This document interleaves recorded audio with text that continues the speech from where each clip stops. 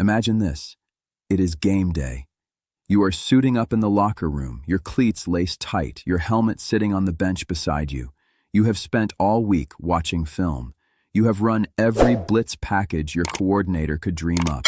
You have done everything a professional football player is supposed to do to prepare. And then, right before kickoff, a chill runs down your spine. Not because of the stadium noise, not because of the pressure of the moment, but because of one single man on the other side of the field.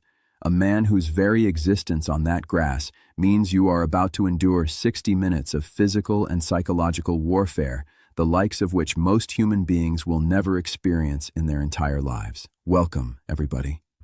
We are talking about the 10 scariest players in the history of the National Football League, and I promise you, by the time we reach number 1, you will completely understand why grown men, some of the most elite athletes on the planet, openly admitted they were terrified before kickoff. Let's go. We start at number 10 with a pre-game ritual that was less of a warm-up and more of a formal declaration of war. Ray Lewis. Before the man ever threw a single hit, before he ever blew up a running back at the line of scrimmage, before he ever leveled a wide receiver foolish enough to cross the middle, he had already won a significant portion of the mental battle simply by walking out of the tunnel. Lewis famously compared himself to Maximus from the movie Gladiator, and when you watched his pre-game entrance, you completely understood the reference. He would emerge through smoke and fire, moving with the controlled fury of a man who had convinced himself that this was not just a game. This was survival. The teams that faced the Baltimore Ravens on game day were not just preparing to go up against a great linebacker. They were preparing to enter an arena with a man who genuinely believed he was going to war and who played every single snap as though his life depended on it. Sports science once ran the numbers on Lewis and found something remarkable. The only reason he did not break bones on every single tackle was that his shoulder pads absorbed approximately 50% of the force from his hits. Think about that for a moment. The only thing standing between Ray Lewis and a full felony assault charge on every football field he ever set foot on was a piece of hard plastic. And the terrifying part? He did not even need to be looking at you to destroy you. Former Bengals wide receiver Chad Okocinco, a man who had shared a division with Lewis for years and absorbed his share of punishment, finally decided he had taken enough. With Lewis occupied tracking the football, Okocinco tried to deliver a blindside shot on the linebacker as a little payback. What happened next became one of the most humbling moments in NFL memory. Lewis, without ever shifting his focus, without ever acknowledging the attempted ambush, leveled him to the turf like he was swatting away a minor inconvenience. Okocinco later described it plainly. He ran me over. He was not looking and still ran through me. The concussion set in. I tried to pretend like nothing had happened. There is no more fitting summary of what it meant to face Ray Lewis than that story. And when you add the fact that Lewis retired as the NFL's all-time leader in career solo and combined tackles, with 1,568 solo tackles and 2,059 combined, the numbers confirm what everyone already knew. Ray Lewis was the most relentless force the linebacker position has ever produced. Number 9 takes us to a player who operated with a completely different kind of menace. Where Lewis was theatrical and electric, Jack Tatum was cold, calculated, and utterly remorseless. He earned the nickname The Assassin, and unlike many athletes saddled with dramatic monikers that do not quite fit, Tatum's nickname was earned through acts so extreme that the National Football League was eventually forced to write new rules specifically to contain the damage he was causing. He was a 3-time Pro Bowl safety for the Oakland Raiders, who stood at just 5'10", yet played football with the indifference of a man who never once considered the consequences of his actions. He relished the fear he generated. In his own words, he liked to believe his best hits bordered on felonious assault. He was not joking, and he was not ashamed. During a 1978 preseason game against the New England Patriots, Tatum delivered a hit on receiver Darryl Stingley that paralyzed him from the chest down. The football world was stunned, and what made it worse was that Tatum never apologized. He steadfastly refused to acknowledge any wrongdoing and said he could not understand why people were looking at him as the villain. His idea of a perfect hit, in his own words, was one where the victim wakes up on the sideline with train whistles blowing in his head. That was not bravado. That was a literal operational philosophy. 1 year later, he came face to face with Earl Campbell at the goal line. Campbell stumbled into the end zone, but the collision left him standing on his head, a shock running all the way down to the heels of his feet, quietly wondering if something had gone seriously wrong. Years later, a physician who reviewed the footage believed that collision contributed to spinal problems that tormented Campbell long after his career ended. Jack Tatum did not just hurt people. He left marks on bodies and on careers that lasted decades. Number 8. On the night of November 18, 1985, Monday Night Football broadcast what became one of the most replayed and most gut-wrenching moments in the history of American sports. New York Giants linebacker Lawrence Taylor read right through a Washington Redskins flea flicker, burst through the line, and pounced on quarterback Joe Theismann like a predator who had been waiting all night for this exact moment. The snap of Theismann's leg, both bones in his lower leg breaking simultaneously, was audible. Theismann never played another snap. His career was over in a single moment, on a single play, against a single man. And while Taylor made no attempt to injure him, the play became a terrifying representation of what he was capable of when fully unleashed on a football field. The legendary John Madden once said Taylor changed the way defense is played, the way pass rushing is played, the way linebackers play, and the way offenses block. That is not a tribute to a great player. That is a description of someone who fundamentally altered an entire professional sport. His dominance was so absolute that offensive coordinators began reimagining entire blocking schemes. The left tackle position, now one of the most premium and highest paid in the game, rose to that status largely because of Lawrence Taylor. Teams needed someone specifically assigned to protect their quarterback from a blindside attack because of what Taylor had shown the world was possible. He made 10 Pro Bowls, won Defensive Player of the Year 3 times, and became only the second defender in history to win the NFL's MVP award. Bill Belichick, who served as his defensive coordinator in New York, called him the best defensive player he ever coached by a good margin. Number 7 brings us to a man so terrifying that Hall of Famer Deacon Jones described him simply as an animal. Dick Butkus, middle linebacker for the Chicago Bears, was not just the prototype for the position. He was the definition of what it meant to play defense with genuine and alarming ferocity. Butkus famously manufactured reasons to be angry before every game. If someone on the opposing team was laughing during warm-ups, he would convince himself that player was laughing at him, at the Bears, at everything he stood for. This was not accidental.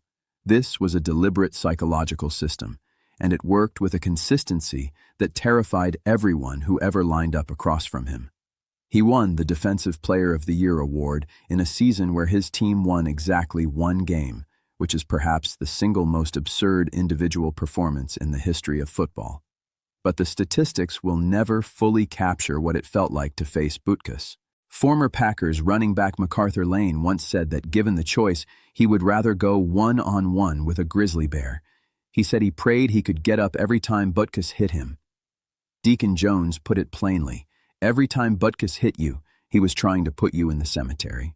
Not the hospital, the cemetery. Number 6. When you describe Jack Lambert, you almost have to start with the face, because the face said everything before the man ever made a single tackle.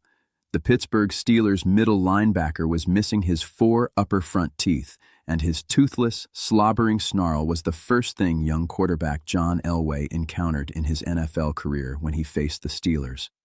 Elway later said he wanted his money back, that he had never wanted out of anywhere as badly as he wanted off that football field. He said Lambert had no teeth and was slobbering all over himself, and standing there looking at that face, Elway had one clear thought: this is not where I want to be. They called him Dracula in cleats, and the nickname fit perfectly. The Steel Curtain was the most terrifying defensive unit of its era, and Lambert was its snarling, toothless centerpiece. But more than the individual accolades, Lambert stood out for something harder to quantify: an absolute refusal to tolerate disrespect directed at him or at his teammates. In Super Bowl X, Cowboys safety Cliff Harris tapped Steelers kicker Roy Jarrella on the head after a missed field goal, a mocking little gesture that lasted about 2 seconds before Lambert picked Harris up and body slammed him to the ground. After the game, he explained it with perfect Lambert logic. When he sees injustice, he tries to do something about it. 4 Super Bowl victories in 6 seasons, the face of a dynasty, and a man who could put fear into your heart before he ever laid a finger on you. Number 5.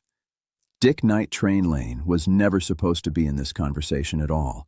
He played exactly 1 season of junior college football before spending 4 years in the United States Army. After his discharge, on a bus ride to work one day, he passed the Los Angeles Rams office on a whim and decided to stop in and ask for a tryout as a receiver. The Rams were so blown away by his raw athletic gifts that they gave him a spot, and when he eventually transitioned to defensive back, the rest of the league quickly and painfully learned what they were dealing with. Lane became known for wrapping opponents around the neck, grabbing face masks, and slinging them to the earth with force that left crowds silent and medical staff scrambling. People called his signature move the night train necktie. In 1961, he tackled John Arnett by the face mask while the man was running at full speed and left him motionless on the field. The very next year, the NFL created a rule specifically prohibiting face mask tackles. Then they banned clothesline tackles. Both rules exist in large part because of one man who hopped off a bus and decided to ask for a tryout. He still holds the NFL record for most interceptions in a single season with 14, accomplishing it in just 12 games. The NFL had to change its rules because of Night Train Lane. The record books still carry his name 60-plus years later. Number 4. Throughout his career, Jim Brown played a psychological game that started before kickoff and never stopped. He would find opposing defenders during warm-ups and make sure they got a long, deliberate look at him, knowing they had spent the entire week game planning to stop him. He described it as a direct challenge. This is the guy. Take a look right now. 232 pounds, 6'2", and I can beat you in a 40. That was not arrogance. That was a man who had studied what fear looked like on another man's face and weaponized it before the opening whistle. Brown viewed football explicitly as the closest civilized thing to war. His instruction to himself and to those around him was simple. Make sure any man who tackles you remembers exactly how much it hurt. And they did. Brown led the league in rushing in 8 of his 9 professional seasons. He retired with records for career rushing yards at 12,312, rushing touchdowns at 106, and yards per carry at 5.2. Most remarkably, his record of career rushing yards per game stands at 104.3, more than 50 years after he walked away. In those 50-plus years, not a single running back has cracked the 100-yard-per-game mark for a career. Not one.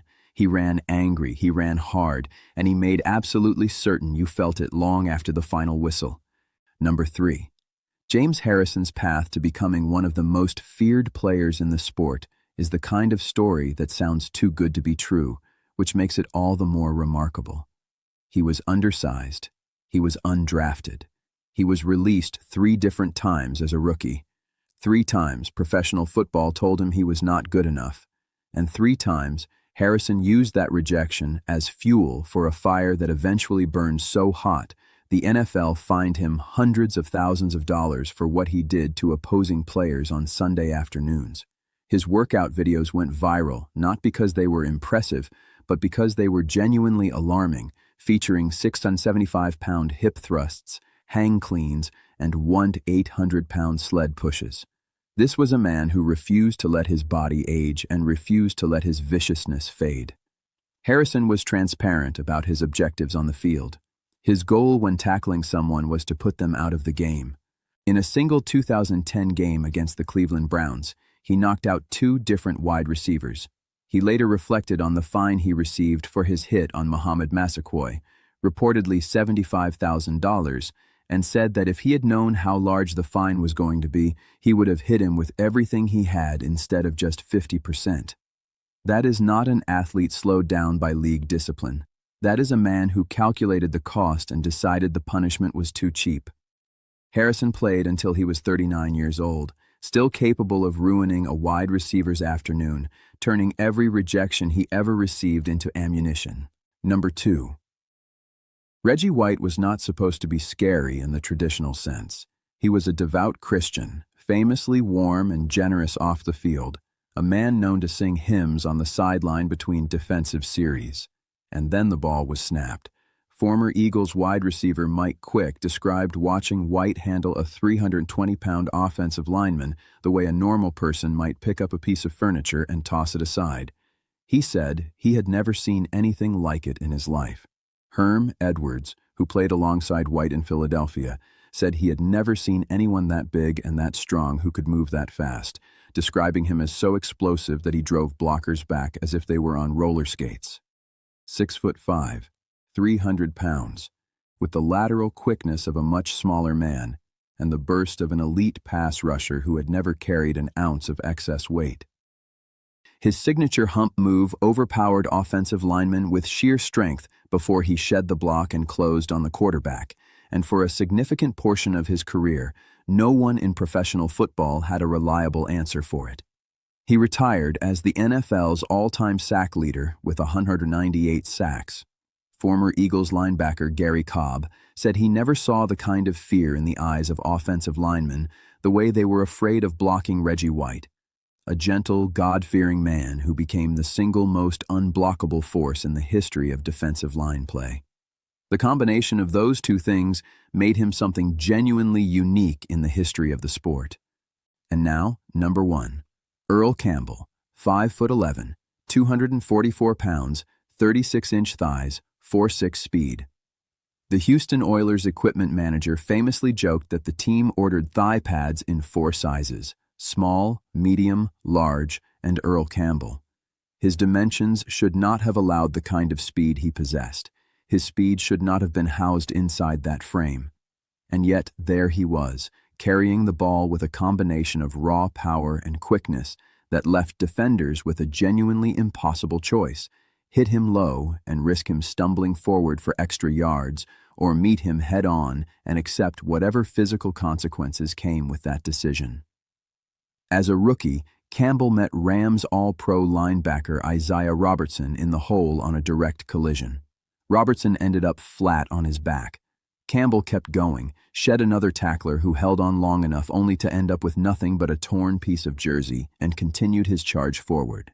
Joe Green, the legendary Steelers defensive tackle who faced the best runners of his generation for over a decade, declared that Campbell could inflict more damage on a defensive unit than any other running back he had ever faced.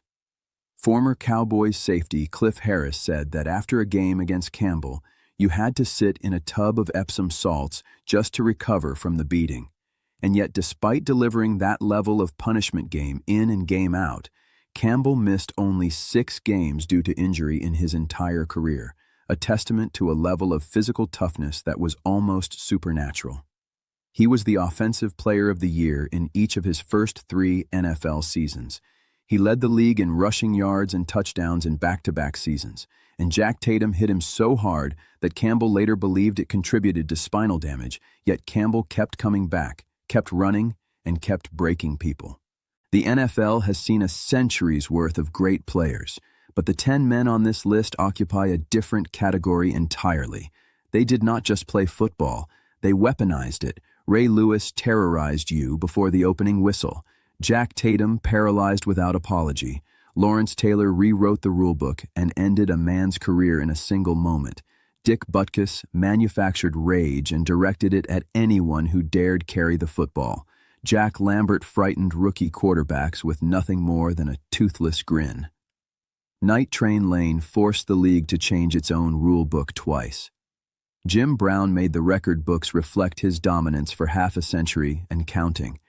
James Harrison turned rejection into the fuel for one of the most vicious careers the sport has ever seen. Reggie White dismantled offensive lines with the casual efficiency of someone who had long since stopped finding the job difficult. And Earl Campbell, the man from Tyler, Texas, with the 36-inch thighs and unstoppable forward momentum, stood at number 1, because he made every man who ever tried to tackle him pay a physical price they remembered for years. These are not just the 10 scariest players in NFL history. These are 10 men who proved that the game, at its most extreme, is not just sport. It is something closer to what Jim Brown always said it was: war. And some men are simply built for war in a way the rest of us will never fully understand. If you made it to the end of this video, you are exactly the kind of football fan we make this content for. Drop a comment below and tell us who you think deserves a spot on this list that we left off, because the names we could not fit are just as terrifying. Like this video if it sent a chill down your spine, because that was absolutely the intention.